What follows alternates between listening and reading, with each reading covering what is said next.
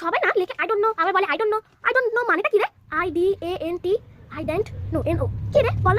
এখন তো বয়স হয়েছে, তুই শিখাবি, এখন বাচ্চারাই তো শিখাবে। বল আমি জানি না। কি জানিস না মানে? হে ভগবান, সেই ছোট থেকে মেয়েটাকে পড়িয়ে আসছি, এত টাকা পয়সা দিয়ে মেয়ে এখন আমাদের বলতে জানি না।